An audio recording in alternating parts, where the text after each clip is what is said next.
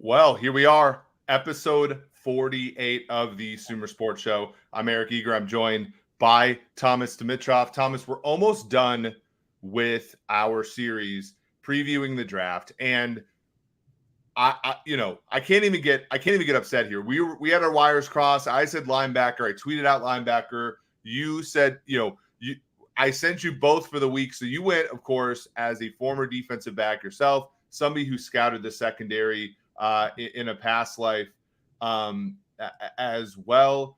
We're going to go corner defensive back today because that's what you like. And frankly, I think it's much more interesting, right? We're going to talk about linebackers Wednesday. But this one, Thomas, when you look at the first defensive back market, right, we have a bunch of guys that we're going to talk about today. Devon Witherspoon is minus 200 to be the first cornerback taken, but we're not going to see a safety high. Christian Gonzalez plus 150. And then everybody else, Joey Porter Jr., Brian Branch, Deonte Banks, three other guys we're going to talk about today are 25-1 or longer.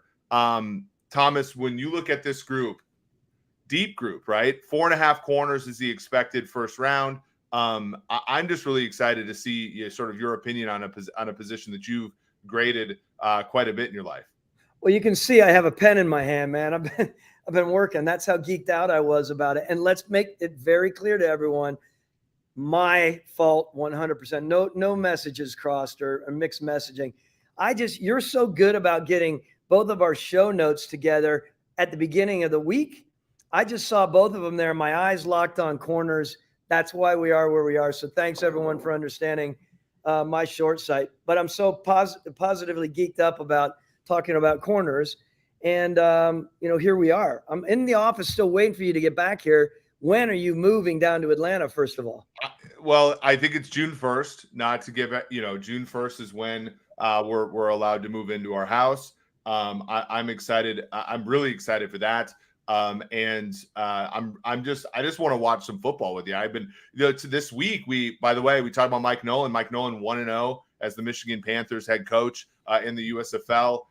There was some interesting football there this weekend, along with the XFL finishing out their season.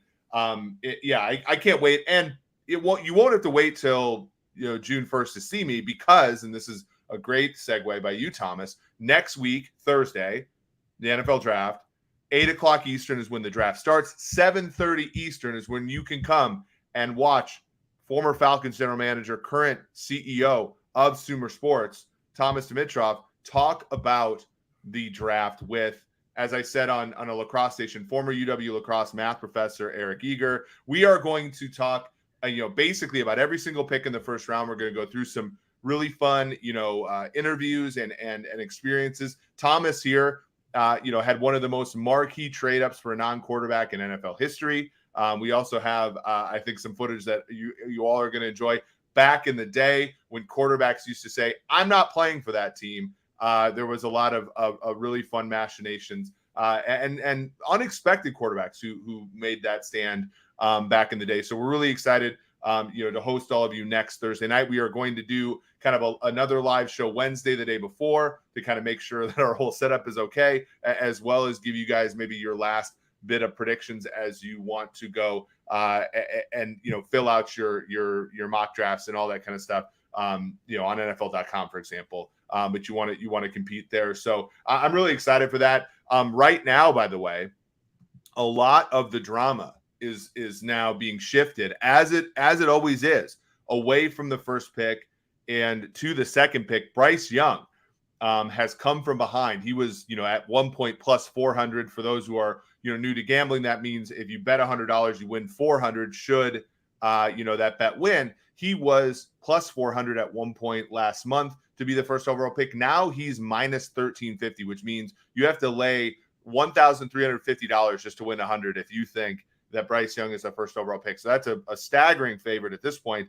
And now we have the second pick with Will Anderson plus 175, the favorite, over CJ Stroud at plus 190. Tyree Wilson kind of getting some steam too for the possible Texans pick at plus 470.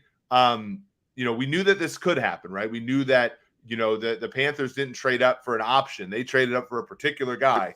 And it looks like by the tea leaves, Thomas, that guy is Bryce Young. Yeah, it's going to be fun to watch how this plays out. I'm still holding out hope that it's going to narrow down that gap. Does it ever go the other way with all you gamblers? Like, does it ever go to all of a sudden Stroud just climbs back up to being, nut to nut here and see how it all plays? I mean, I remember the famous election in 2020 when Donald Trump was about this price to win. And, that obviously changed. We saw last year at this time, it wasn't as drastic, but Aiden Hutchinson at this time last year was about minus 200 to be the first pick. And that, of course, changed to Trayvon Walker later on. So it does sometimes. I mean, it's sort of like Schrodinger's bet. It's not like if I walk up to the booth and I say, hey, I want to bet the Falcons today, like that game still hasn't been played.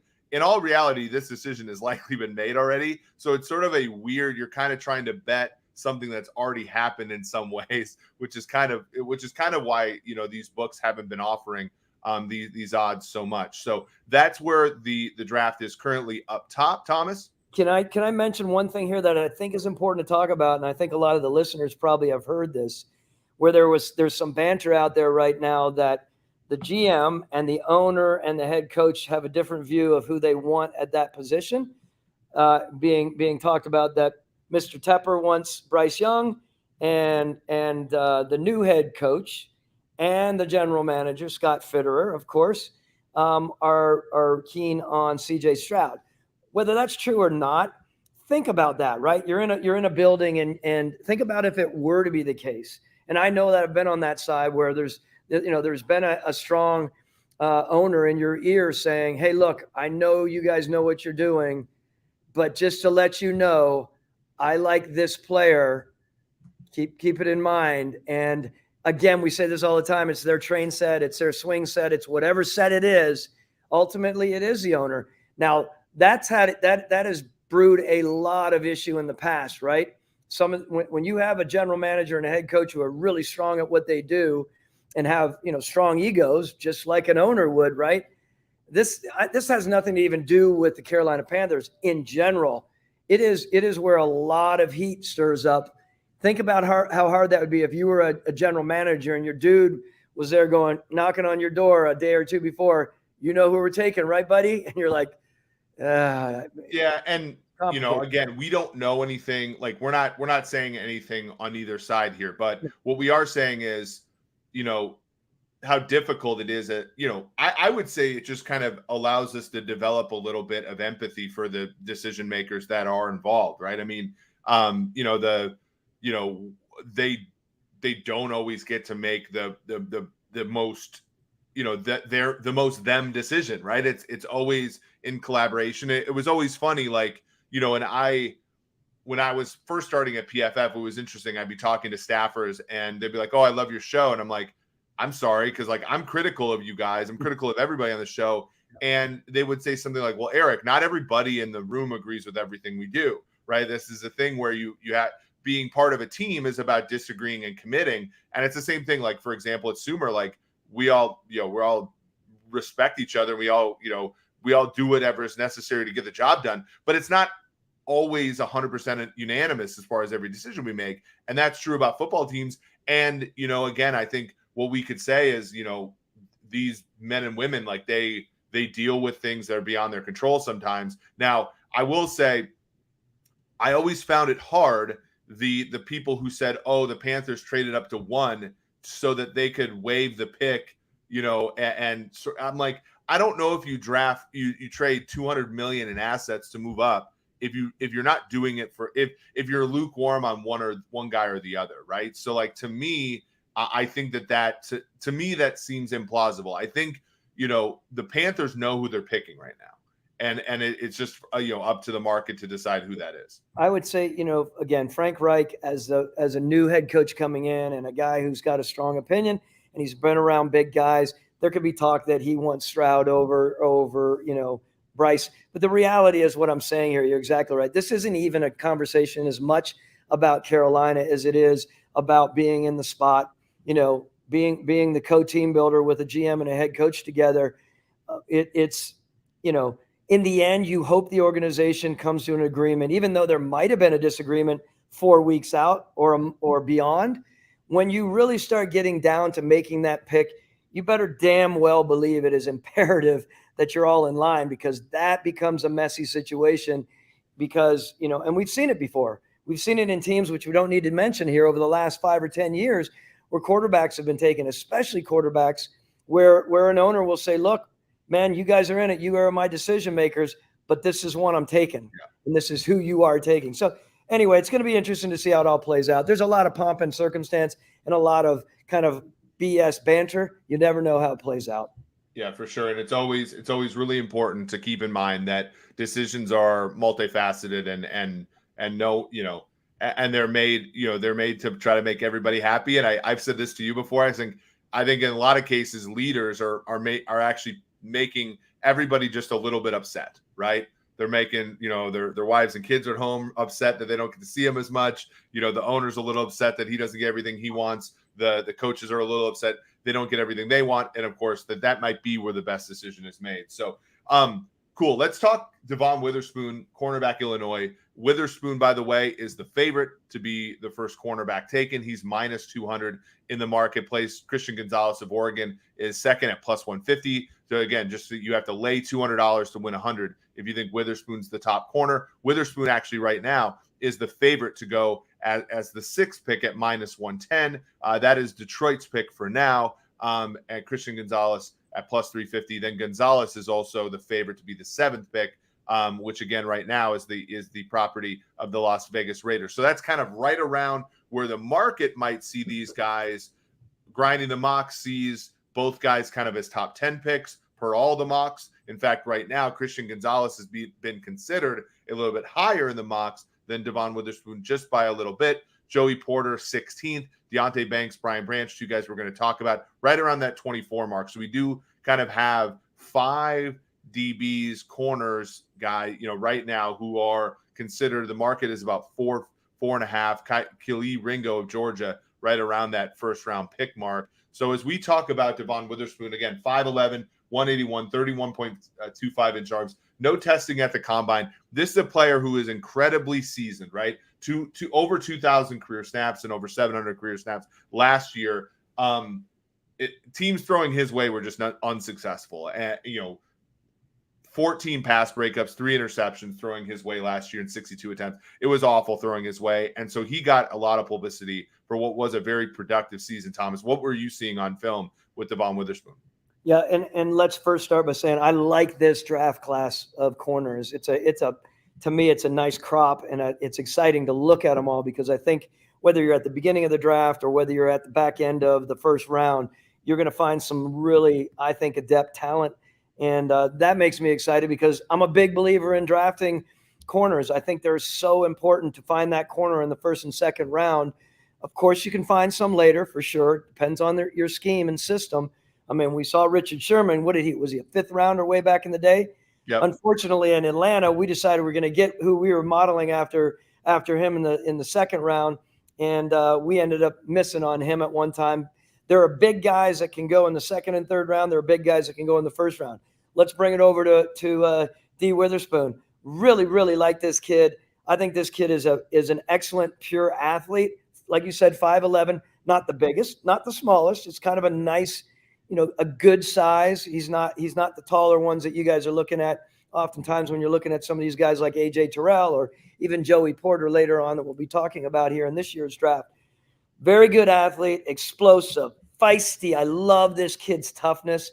I love how he has such an awareness of where the ball is, ball skills, ability. He's going to jam his hand in there in any way he needs to get to the ball and to make the play.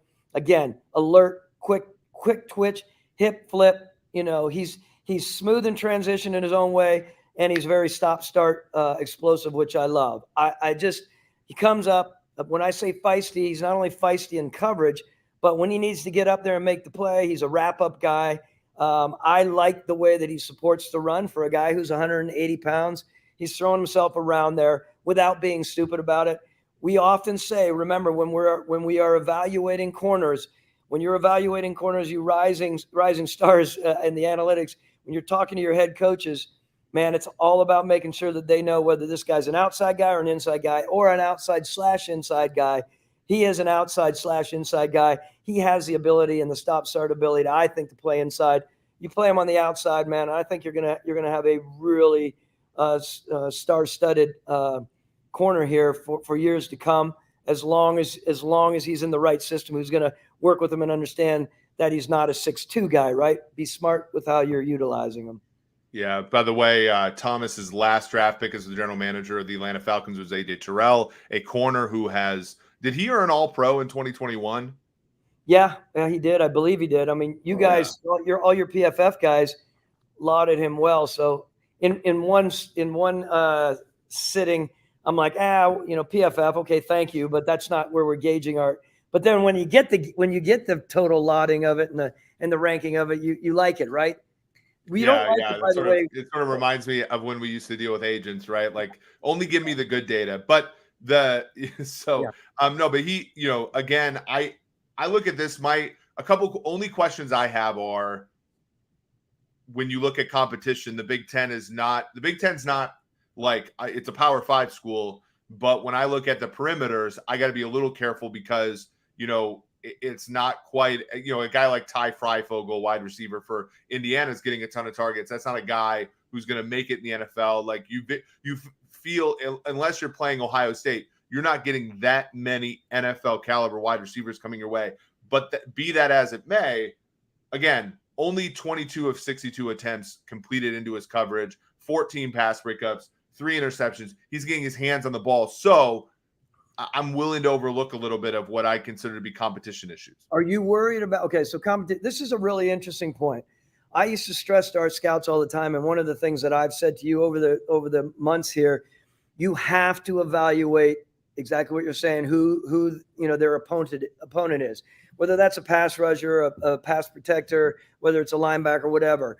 When you look, yes, granted, you have to look at who they're running the routes against, or defending against, and who's running routes against them. However, vital for a scout and a scout's eye to be able to project and say, take that person out of it, look at who he's covering, yes, but also watch everything to do with how that player, again, is planting, coming out of his plant, how he's staying in phase, the fluidity of movement, his burst. He's a 4.42 coming off of a hamstring. One of the reasons that he didn't run at the combine, of course, that was his school at Illinois, right? He ended up running that. I mean, he's got good speed. Not saying, again, he's a burner, far from that, but he's got good speed for an NFL corner. And I think when you watch him and you watch his positives as far as his movement and all of what I was just describing, I think that's part of how you have to project, because you're not going to turn down the opportunity to have a guy like this and just judge him off of the fact that he wasn't going against the best talent. Now, if this kid's coming out, if he's coming out of Morehouse or I don't know, Georgia Tech. Yeah, so it's maybe a little different that way. He's still coming out of big time school, and he's a prime athlete. Yeah, and as you said, physicality is important. He did have like a 13.5 missed tackle rate, but I think that's part, like, statistically, that's kind of the Derek Jeter thing, where Adam Everett, Derek Jeter, where like Adam Everett gets to more balls, but he might boot a few, whereas Jeter's too slow to get to the ball, so he never has any errors. I do think missed tackles can be a little bit misleading, where if you actually try to go mix it up as a corner, you're going to have more missed tackles, and sometimes those missed tackles can be positive too. If you make a guy cut back into the middle of the field towards your defense and stuff. So it's something that I wrote down, but I'm not necessarily all that concerned about. I like the inside outside flexibility too, to your point, because again, the Chiefs won a Super Bowl with their best defender besides Chris Jones, L'Jarius Sneed, on the sideline for the whole AFC title game because their number one pick, Trent McDuffie, could play inside. I don't think you want to go into an NFL game. And I think, Thomas, at the end of your Falcons career, this was always something that hurt you guys. Like, you don't want to go into a game with only one guy that can play slot that well, right? So even having a starting guy on the outside that can play inside if there's an injury is incredibly valuable. Yeah, hopefully you're not putting this kid inside, of course, because you need him out on the outside. I get that. Let's go back to a really important topic. You're exactly right. The miss rate, you really have to dig in. And as a general manager, we would run every missed tackle, of course, and we would look at the scenarios and try to decide why, in fact, he did it, and truly factor in, all right, this was a complete sort of lame miss, flying around, losing body control, all that stuff, or this was an full on, heavy ass aggressiveness move that we'll take that, right? We want to make sure that we have the corners that are aggressive, and he is very aggressive and, again, feisty with what he does. Why he's missing, we need to do more work on that. I haven't done enough on that. What I would say about this as well, I had so many of these conversations with both Mike Smith and Dan Quinn. What are we truly looking for? Because let me tell you something. If A.J. Terrell had a few misses here and there, would we rather go for A.J. Terrell, who has the ability to knock balls down, he has the ability to come up and do whatever he does, or stay in phase, but may miss on some of the tackles, versus, do you want a tackler or do you want a cover guy? Categorically, you want a cover guy.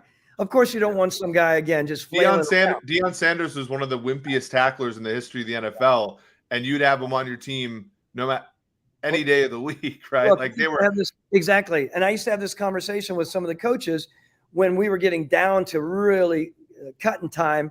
I would say, they'd be like, this guy, he misses 5 tackles, and I don't like how he did that. And look at that. I'd say, look, here's the deal. We are not drafting a linebacker here. Yes, we want a guy that you guys can continue to work with on just solid, sound tackling. I don't need a guy that's going to come up and just rock someone under the chin.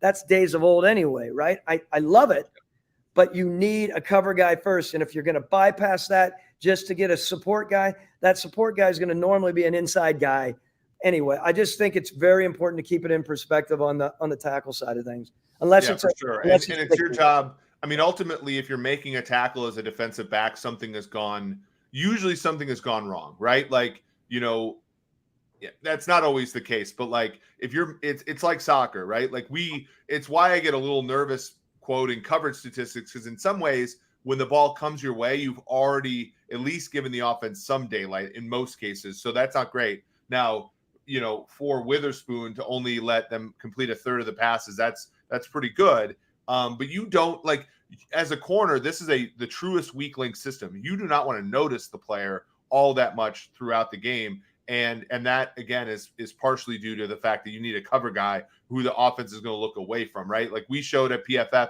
a few years ago that, like, every single, like, quarter of a second that the quarterback has to pat the ball, obviously pressure rates go up that much, offenses get that much less efficient. And that's really what you want. Like, it always feeds into your pass rusher. If you're a team like Atlanta, for example, who is looking for edge players, and those edge players come off the board too quickly, a corner is going to help weaker edge players get to the passer, because they're going to be able to make the quarterback hold the ball, incrementally longer. So the next guy that I want to talk about is Christian Gonzalez from Oregon, 6'1", 197, 32-inch arms. He ran a 4.38 at the combine. These are some explosive numbers, right? 41.5-inch vert, 11 feet 1 inch on the broad jump. The whole class to me is pretty athletic, but this guy is a ball player. He's played over 1,900 snaps. He only missed 5% of his tackles last year, and all 4 of his interceptions came last year, which is kind of interesting, right? As far as production in the secondary, getting your hands on footballs. He did finish very strong at Oregon. What do you see when you see Christian Gonzalez? Yeah, as you mentioned, being at Colorado, where my second home is, it's truly my best getaway in my life. I love it out there. So I have such a soft spot for the Buffs, and I'm like, why would anyone leave there? And I understand why he left because of the coach, right? Mm-hmm. I mean, look, Christian Gonzalez. The way that I look at him, again, he completely has me thinking AJ Terrell. And I know I don't mean to hang with AJ Terrell that much, but as AJ is one of the top, I think, 5 in the league right now, just got that size, the 6'1" size, the, 190, whatever it may be, 95, 96, 93, speed, what's he, a 4.38? He's a Yep. very fluid mover, right? Not only is he fluid, he has the ability to explode out of his cuts. So he's got that package that we're obviously looking for. I said this in our mock draft the other day with Marcus, right? We were talking about it, and I said, I would love more than anything for the Atlanta Falcons to pull off, Gonzalez in at the 8th overall pick, and then go tandem with AJ Terrell, because I think these two guys with maybe at third on their guy they just picked up from Detroit. I think, maybe that's a good work. I think this guy, again, ball skills, everything about him is, to me, what you're looking for prototypically at a corner spot. I wouldn't be surprised. I mean, there might be someone out there that say Gonzalez over Spoon because of that, just that extra couple inches, right? And that may be something they're looking for. He's full on class. Both of these guys are, of course, right? They're guys that you want in your program. And look, I really, really like him. I like watching him, and I'm excited about where he's going. Yeah, Boulder to Eugene, Quinn. That's our Quinn McLean, one of our great data scientists here, responsible for a lot of our great modeling. Also, watching the Sumer Sports Show. By the way, you mentioned Marcus Whitman. We were both on his podcast on Thursday doing a mock draft. I thought it was really fun. I thought you had a pretty cool pick with Hendon Hooker at 23 for the Vikings because you couldn't trade out. We are getting people who are coming over from that channel. I don't know if Derek has come over from this channel, but he says Falcons fan here. Thank you, TD, for some great winning seasons in Atlanta. And that was, we really appreciate Marcus for having us on, because it has helped us grow this our audience a little bit. So we really do appreciate this. SH991, hello. I enjoyed the mock draft. So we're really happy with how that turned out. No, I think, look, like, it probably is a styles makes fights thing here. Or do you think, like, so you basically said that these two guys are very good, very similar. It makes sense that they're close.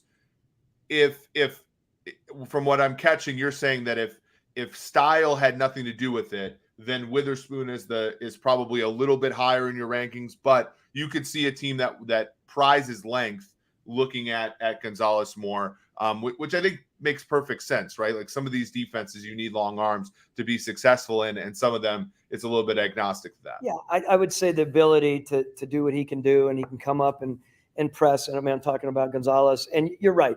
They're not similar. Again, remember what I said the other day. I don't normally like comparing people that are a couple inches difference, because they are a couple inches different, right? We're talking about 5'11", talking about 6'1".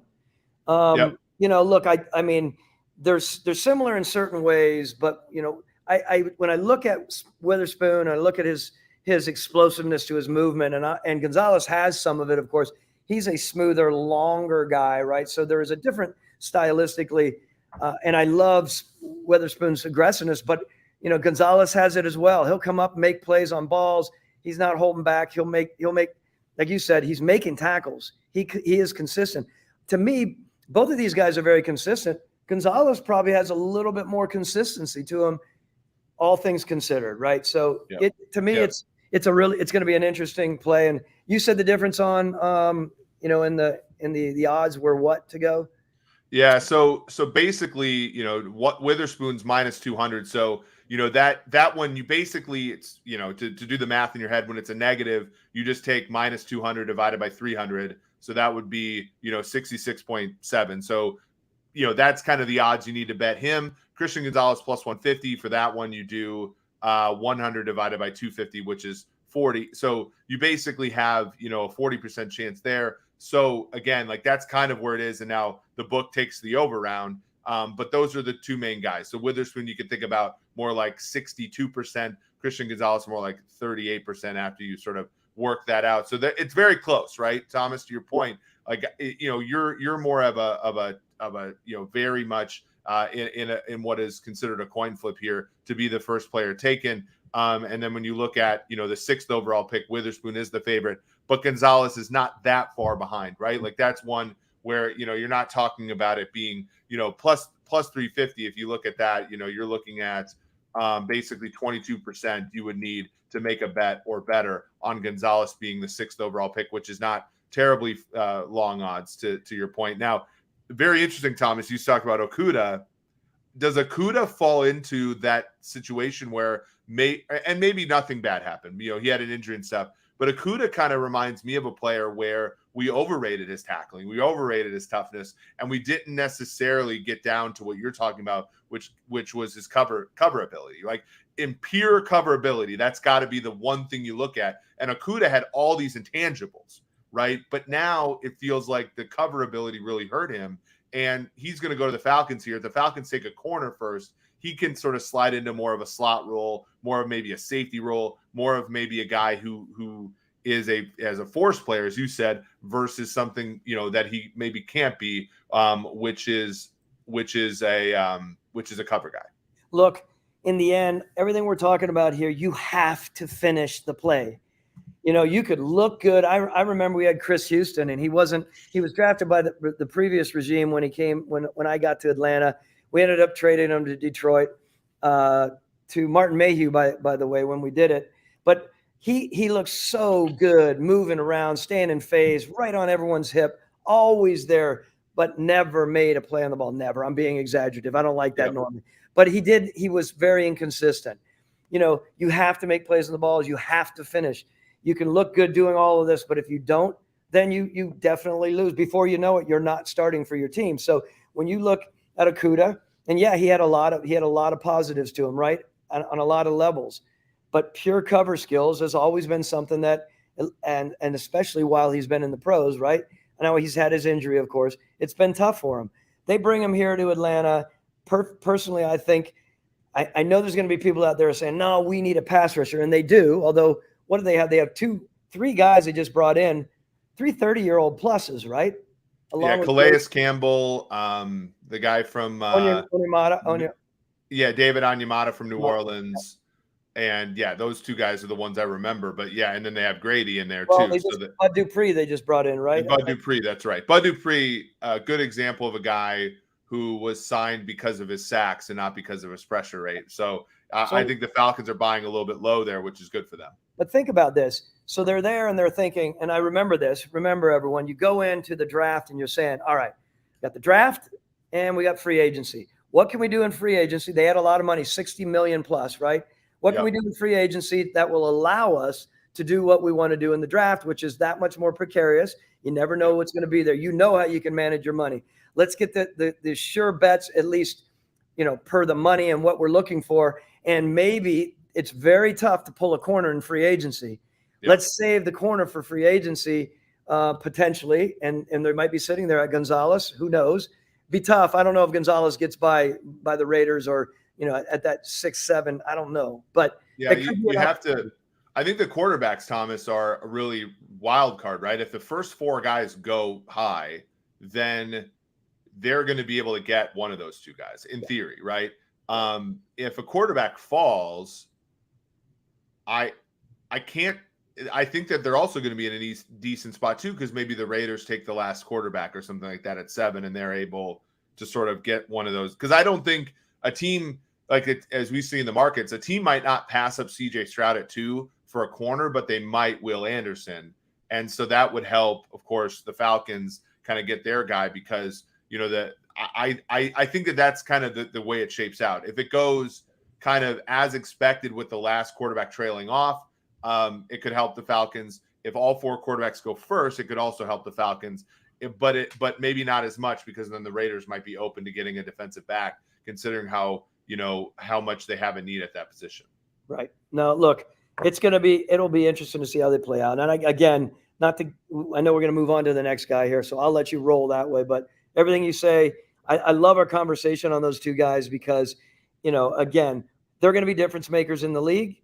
Yep. And, you know, and the teams that then end up taking them these 2 do not have, to me, there's always, it feels like there's always that corner matchup at the top of the draft where one is significantly more attractive, or there are elements to some of the other side of the coin where you're like, no way I'd take that guy because he's a complete character flaw guy, or he doesn't, you know, he's really not good at this, or he doesn't have a really good understanding of the game, or whatever it is. To me, these top 3 and 4 guys that we're talking about today don't have any of that element, right? Mhm. There's nothing that stands out in my mind that is like really off-putting. So I think that's a real positive for the group. Yeah, there are always these like pairs, right? The year that Patrick Surtain was the best guy in the draft, J.C. Horn went to Carolina because of, preferences, right? And like to your point, like both of those guys are good corners.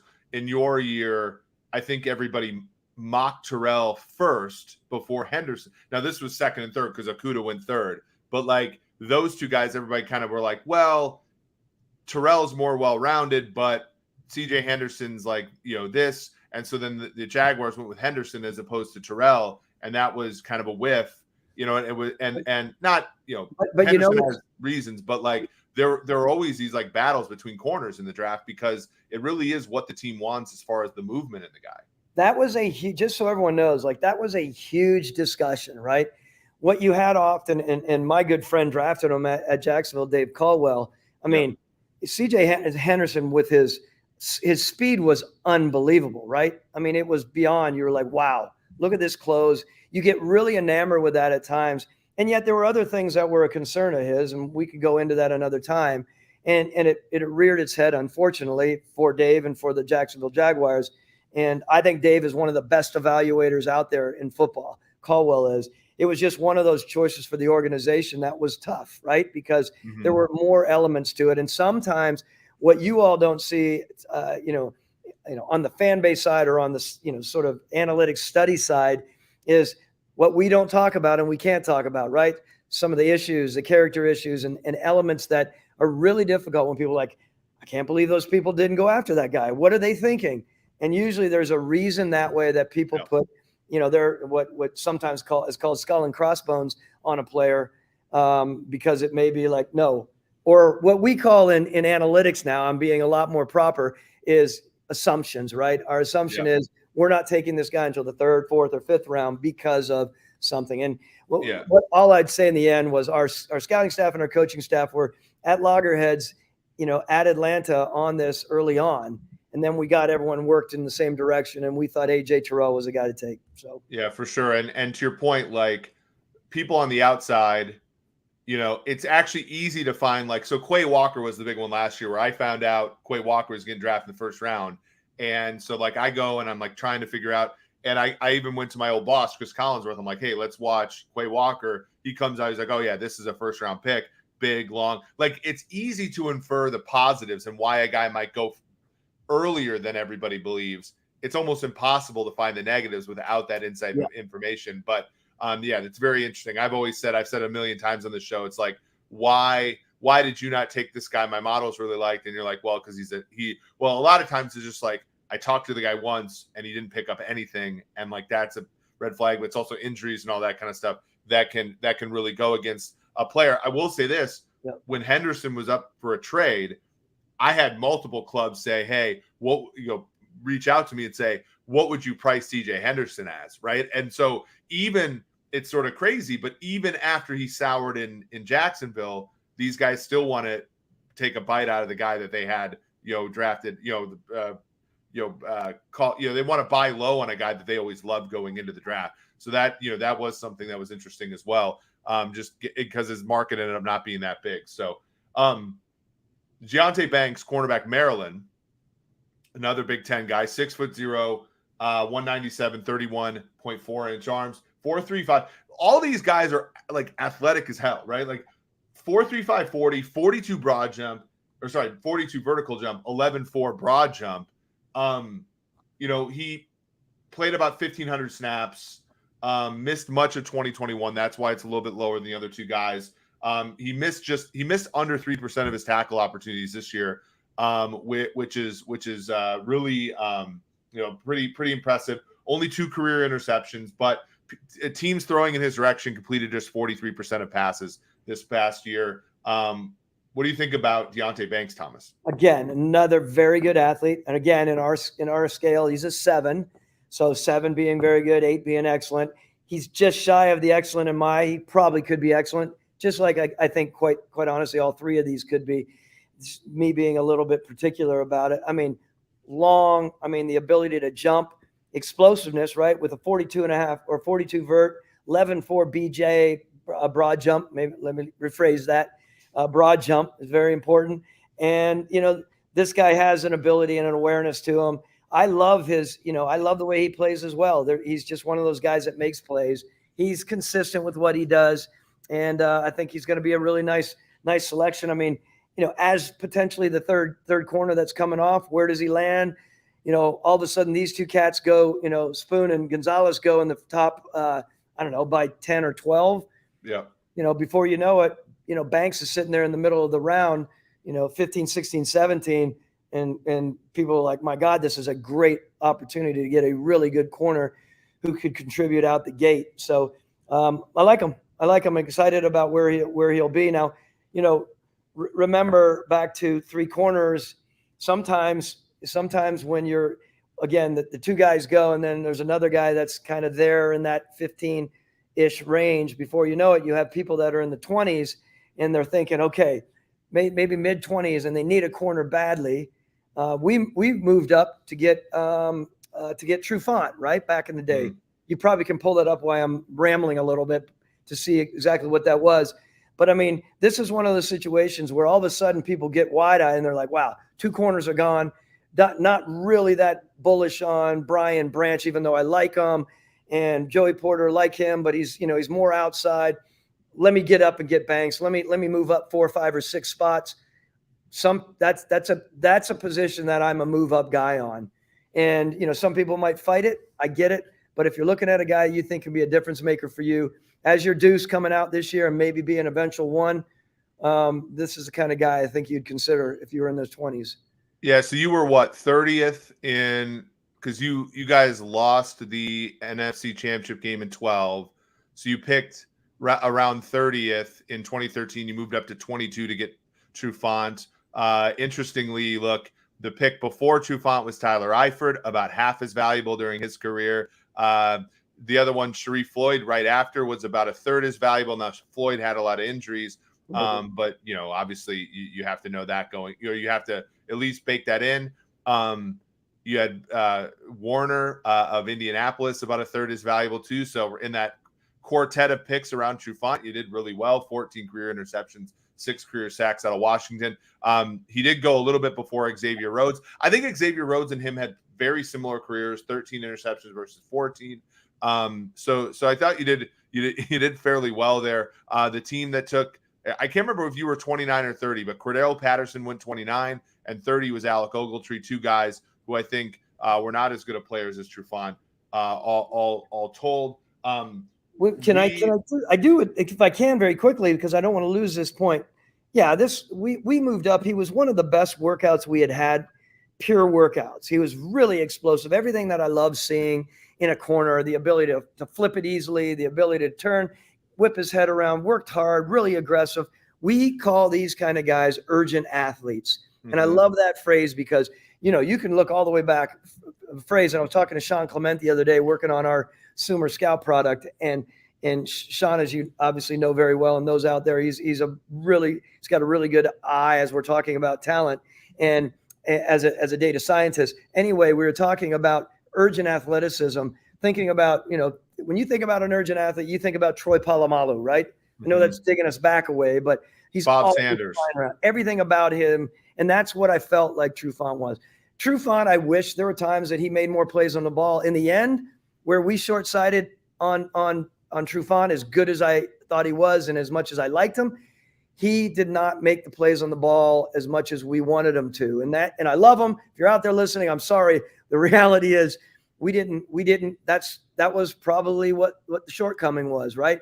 Have to remember when you're judging ball skills on these corners, it's not just about knocking the ball down. If you can't come down with the ball and your hands are suspect, that will grade you down as a ball skill guy. You can still make plays on balls, but there's a difference in making a play on the ball and knocking the ball to the ground than there is turning it over. We all know that. So I think it's really important that you do your due diligence when you're looking at these corners and make sure they truly can catch. Yeah, and he only had 2 career interceptions, 11 pass breakups. That might separate him. We do have a LinkedIn user here that says, is Banks a better prospect than Joey Porter Jr.? If both are available, the market's like Joey Porter Jr. a little bit more. I just kind of ordered them how I saw them on one big board. We are going to talk about Porter in a second. Banks a little bit faster, 0.13 faster in the 40. But I think Porter has a lot of great things going for him as well, but he also only had 1 career interception. So it'll be interesting to see your opinion there as we get to him.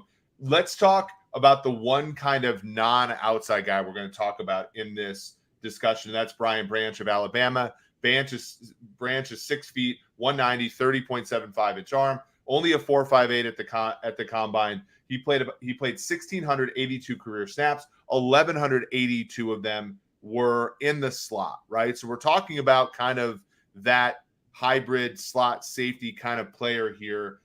He had, 7 pressures and 44 tackles. This is a very solid guy, but I don't think you can build a secondary around this guy. Very solid guy, good athlete. I think he's I think he's a 6. I think he's good. I think he has the ability. He is an inside guy. That is what I feel like. He doesn't have the sort of outside ability. We wouldn't slash him as an inside / outside. He's an inside guy. He's got a really good awareness. Of course, he comes from Nick Sabanville, right? I mean, he's coming from a guy who's drilling into his players and expecting big things out of the awareness. Everything to do with when you look at him, to me, he just oozes inside Alabama guy, right? Makes plays on balls, aggressive. They're going to send him to the quarterback as well. They're going to have him covering underneath. He'll make plays on balls. He's got very good ball skills as far as, I don't know how many, you read the interceptions. What did you say on the interceptions? He had 4 interceptions in his career, 15 pass breakups. So he's got his hands on some passes for sure. Got his hands on passes. Again, 4.58, didn't run, as well as you'd like. Sometimes when people, you guys don't want to hear this, when NFL people out there like a guy, there's a time when we might have said this before, and I want to make sure that the people know here. When you're about ready to pitch that to your owner and to your head coach that this kid is your 2nd round pick or your late first, if you like him that much, you look all over the world for a 40 time. You don't care if it's Joe Schmo, the barber, who came out to the field and he got him at a 4.52 or a 4.49. Sometimes people do that to make sure that they have that on the card, so they're not turning in the card with a 4.58. It's unfortunate that he has a 4.58 here, because I think he plays better and quicker than a 4.58. But it's important when your owner's looking at that and your owner say, wow, you're taking a corner at 28, 29, 30, and he's a 4.58. That's a little dicey. Yeah, for sure. I think safety is a tough position to take high because of the, how many there are in the marketplace. We saw the Falcons got Jesse Bates at the top of the market, but most of the other safeties went from far lower than that. And so that means, to your point, I wanted to come up with this crack you were talking about, but it's hard to sign a corner in free agency. It's so hard that the Rams franchise tagged Tremaine Johnson 2 years in a row. These things are freaking hard to do, right? It's easier to get safety. That's why safeties will fall. Also, the higher you draft a safety, the more you want to build your defense around him. And unfortunately, the Chargers know this. The Chiefs knew this with Matthew. If you build your defense around a safety, they get hurt a lot, right? And so that leaves you very weak. That's why you guys prize outside corners so much, because, the defense is very interconnected, but the outside corner can be a little detached. You watch those old Falcons games with Deion Sanders, and the defense was kind of 10 guys over here and Sanders over there. And there's I think a little bit of every decision maker wants to sort of have a set it and forget it element about a player, and outside corners can provide you that a little bit. Safeties can't. Safeties are part of the fabric, and in good and bad ways. So are you suggesting here that you're saying Brian Banks should be projected to safety versus your number 3, your nickel? I would say 190 is a little small for actual safety, but I would say, you probably want, because right now, it's hard to draft a guy that's only going to play nickel. It's always going to come out. So you're kind of looking for reasons. So Chauncey Gardner-Johnson did this. He was an inside guy for the Saints. He went to Philly. He kind of played both. Like that would be where I would see, that would be like his secondary position has to be safety, in my opinion, as opposed to outside corner or something like that. Yeah, no question. I think he's a number 3 coming into the league. I think he's going to be a good number 3 because of everything he's done. And look, I've been in the situation before where we drafted actually someone from Alabama, and you could probably look up where he was. But I mean, we drafted a corner that we thought was going to be really good for us because he made a lot of plays in that same sort of defense for Alabama. And my mind is so not there right now. If you look up some of our corners, we again, as you're looking at it, we were so gung-ho. He's a coach now somewhere in the league, and I really liked him. Really, really smart. Made a lot of plays like Brian Branch did. And it was one of those situations for us where we just never got out. It was a 3rd-round pick, I believe, for us. And you're not pulling it up. What era of Falcons football was that? Like your first half or second half? Probably during Smitty time. Yeah, it was during the first 3 or 4 years, I believe. If you just hit all, I know he might not come out there. But my point is, Alabama trains them very well inside. This is not showing well for a former GM. I should know all of my picks. Yeah, I'm normally good at, and we don't have to wonder these things anymore. We can always look them up. But I wanted to see where we were on the beginning of it. So not Thomas Dakoud. Although Thomas Dakoud was somebody I should have remembered. Albert, I might have been in year 1 or 2 for us. So 2.8 or 2.9. Anyway, okay. While I'm talking, I want everyone to know, like, those Alabama people are so primed to do really good work. They drill him, and that's what this kid is. Yeah, dude. I mean, here's a question, like, because I do think that's weird with Alabama, because Brian Banks would be probably the highest guy a slot guy went since Minkah Fitzpatrick, and obviously Fitzpatrick ended up being a slot guy for the Dolphins. Didn't work. They ended up trading him, and that was that wasn't a great trade for Miami because they never used him. But I also think it is hard because Alabama is one of the few places that will take an elite level athlete and then play them sort of like play them in like an inside role because they have enough great athletes to play their best athletes on the outside. Is Jalen Collins that player?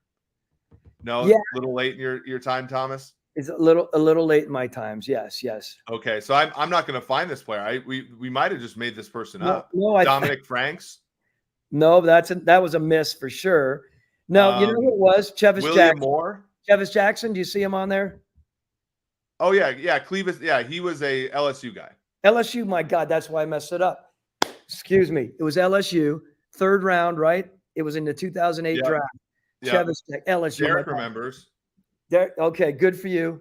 I apologize, everyone. I should know better than that. I should be coming prepared on this. But Chevis was one of those guys. Gosh, it's kind of putting my point to rest here because I was talking about Alabama. But I'm thinking about those really athletic inside underneath guys who make a lot of plays. So it wasn't necessarily a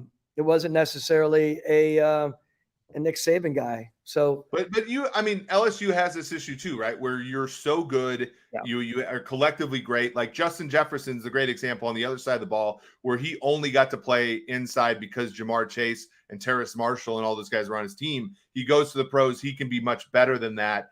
I do think that's an interesting question for Alabama players. Are you only playing a non-premium position at Alabama because you're the 4th best player in the secondary? If you're the 4th best player in La Tech secondary, you're probably not very good. If you're the 4th best player in Alabama secondary, you might be able to do more. And we just don't know because you're playing with other NFL players. It's a really good question. And that is why, by the way, scouts are so important, because mathematically it's going to be hard to code that into your algorithms. Whereas obviously a scout can sort of tell you that. Last but not least, this is a guy. Very quickly, LSU, we messed up on Jalen Collins. I've told you that before, right? Yeah. We picked Jalen Collins Dan's first year in. Back to what you're talking about. You look at some of these programs like Alabama and again, like LSU, as you're saying, who, might be subs in their own way, but they're really good and they come into your program and they can thrive. And I was talking about a receiver the other day, people that come that are number 3 receivers at places like this that have so many great athletes, and then they thrive, and they can even thrive in the NFL. So it's a really good point, what we're talking about here. Don't give yourself so much grief here. I remember Kamal Ishmael, 95 games played as a 7th round pick. Ricardo Allen, one of my friends, who's now the assistant special teams coach for the Miami Dolphins, 95 games as a 5th round pick, and got an actual extension from you guys as a starting player. Almost won a Super Bowl last year. Yeah, I mean, Demonte KZ, also 78 games, still playing in the NFL. So you've had your fair share of inside guys that have done okay. It's probably, much like with sports bettors, it's probably the losses that hurt you more than remembering the wins, though, Thomas. Look, we also made a big time move and paid a lot of money for Donta Robinson. Brought him over from Houston back in those early years as well. And Dante, I mean, he was a terror. Would rock the living crap out of you, right? We bring him in. We're expecting, this is a tough ass guy who's going to get up there and jam and play. And we pull him back and we're playing him off. Do not play those guys that should be playing off. It can be an atrocity. And we ended up dealing with him a little bit, but I'll only say this comes back to what we said all along. Your coaches and your coaching staff have to be very mindful, and we have to communicate as GMs to the coaches. What program and what scheme are we doing here? How are we going to run it? Do not pay 10, 11, 12, $13 million for a guy when you're playing him off, when you should be playing him up. Yeah, job descriptions are a big part of the team building process. I think is lost. It's the same, and all of it's connected. Like I remember Brian Poole played a really good season for you guys in 2016, but then when when Ricardo got hurt, and then obviously, when Keanu Neal got hurt later, like it just put more stress on him than was probably necessary. And then he started to play less good, right? And so like what I think is important also about defensive backs is, the top guys, you're trying to think about those guys as being, they're kind of outliers in a weak link system. At a certain point, you got to think about how these guys fit in, because they have to fit in within the broader bunch. And even a guy like Neal, who was a 1st round pick, is still sort of in that realm too. He's not a top 5 guy. He's more of a very good player, but a guy that, needs to fit in the broader scheme of the secondary. And I think with this last guy, Joey Porter, 6'2", 193, 34-inch arm, very tall, right? Very tall, 4.46 in the 40, which is more than good enough when you have. Here we go again. Here we go. Look. Oh. Hi. We have every single time. Sorry about that. I should have come out there. We got to put up a sign there when it's just, when it's just us. He didn't know. I should have. There. Otherwise, they're going to break in. Let's start this over so that we can have this to cut up and put on the Twitterverse. Joey Porter Jr., cornerback, Penn State, 6'2", 193, 34-inch arms, 4.46 in the 40, more than fast enough with that size, right? 35-inch vert, 10.9 broad, not quite as explosive, played 1,700 snaps, another Big Ten corner, by the way. He was only targeted 30 times all of last year. I like that. I like teams that are like, guys that are so good that offenses are like, we're not throwing the ball this guy's way. He only gave up 143 yards into his coverage.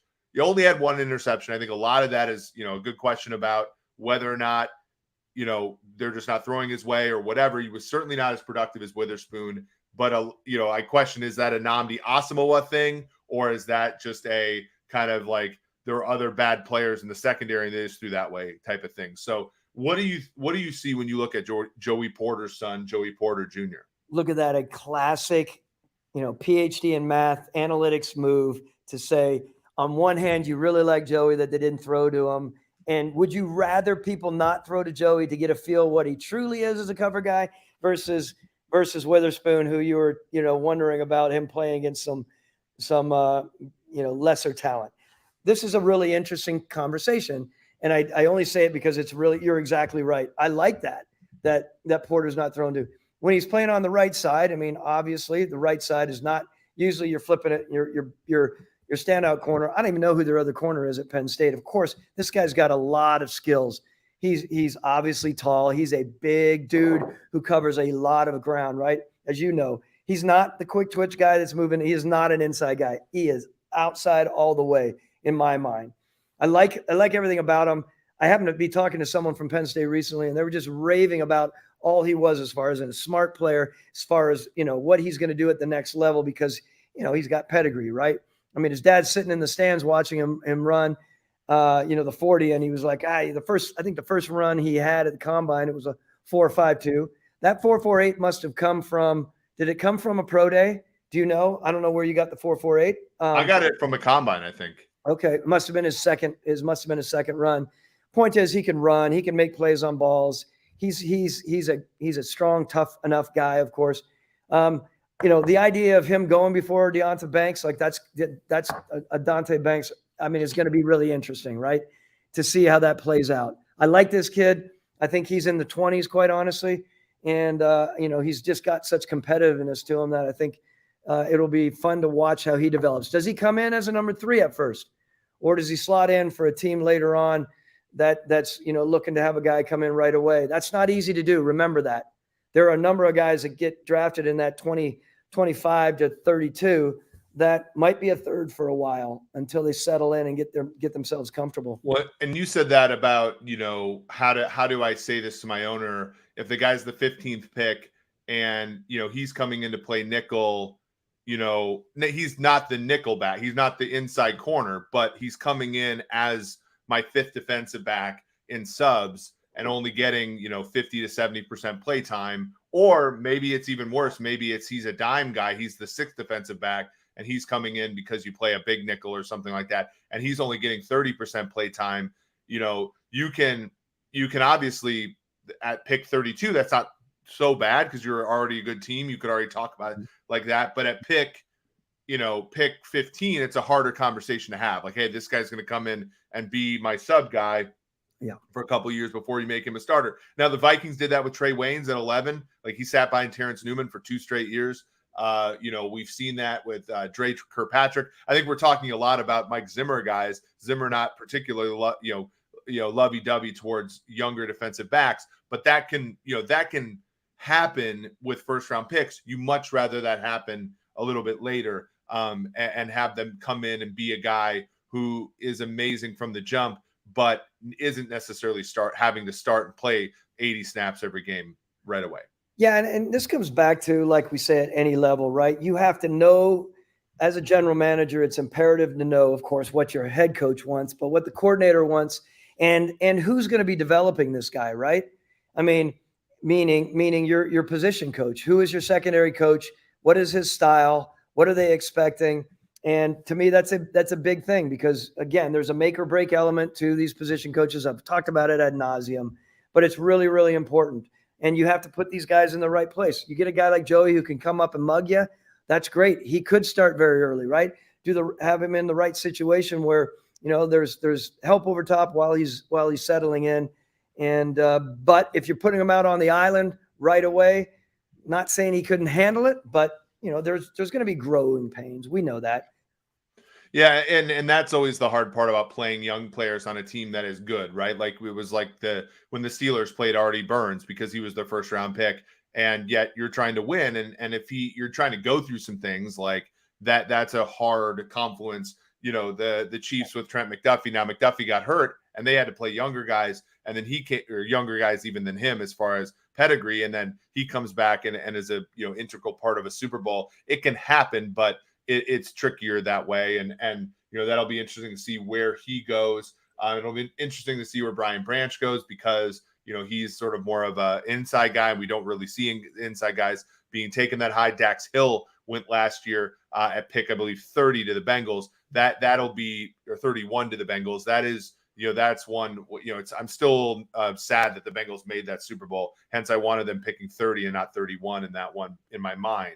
But that's actually what happened. So, Thomas didn't really like that joke. He just kind of nodded along. I got it. No, I got it. I'm following. I was waiting for the next delivery. Yeah, no, for sure. No, this has been fun. We called a little bit of an audible. I will update this, so it doesn't say linebacker when we publish it. But we really appreciate you guys coming. Thomas, I learned a lot from you just by listening to you talk about defensive backs, and so that was really cool. I do think that we got the best 5 of them into the mix tonight. So be on the lookout for YouTube. We do cut these into individual ones. And so if you just want to watch your favorite player, you can go to that. They're called Sumer Shorts. But we are, one more show away from being, finished with the entire class other than specialists. We're not doing specialists. And then again, like I said, next week on this channel, the live stream will be starting at 7:30. I'm really excited for that, Thomas. I'm so excited. The more I think about it, again, I'm in here alone in this office, and I'm looking around. Besides the cleaning people that continue to come in here, God bless them. They don't know. I'm envisioning this being a completely different setup. And next week we're gonna have all of our engineers around here, right in the main room where I am right now, and then we're gonna be in the other office creating our own setup. I'm really excited about that. And if you don't mind, and this feels a little odd because I don't want to be pumping my own stuff. Get a chance, look at the GM interviews that we had, with the GMs over the last year and a half. They might be your favorite GM from your local town. We did about 15 or 16 of them, and it's some interesting, really authentic conversations with these guys. Hopefully, to have Jason Light up here soon. But my point is, I think we continue to have really cool content on the site, along with your Sumer Shorts, and it's all on Eric. Eric's the mastermind of how we're putting together this, and I love it. And my dig earlier on to you, look at you as a data guy trying to present both sides of, you like a guy when he doesn't get thrown to, and you do. I love that. I want you to educate me. So I think it's really cool. Yeah. I was going to share my screen, and then I had my antivirus show up. But let me go ahead and present really quick my screen for the website, as you said, with the Sumer Sports YouTube page.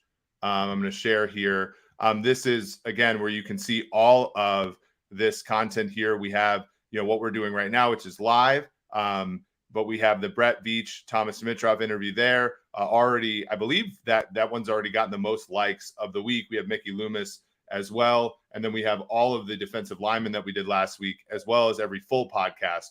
So if you are, really looking for a place to kind of nerd out about the draft, Sumer Sports on YouTube. All of you might already be converted if you're watching right now, but if you're unconverted so far, go ahead and obviously follow us there.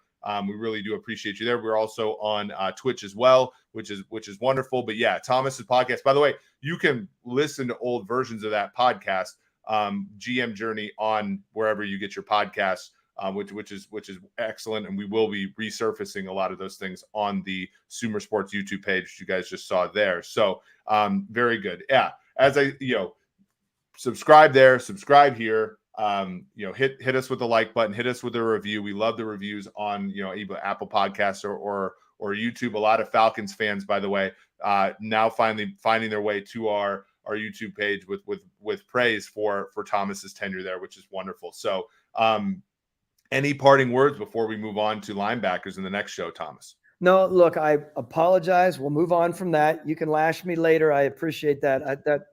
But what I will say is, love talking corners today. Really excited about talking linebackers, and I can't wait to be prepared to talk about them, of course. So thanks for making the audible there for sure. Of course. Well, it was a lot of fun. So yeah, like I said, can't wait for next week. We will have one more show, and then we're going to have Tage and Parker do Monday next week as we're traveling around. And then Wednesday, we will do one final show before the draft. And then Thursday, 7:30 Eastern, we will have our live stream. So for Thomas Dimitrov, this has been Eric Eager. This has been episode 48 of the Sumer Sports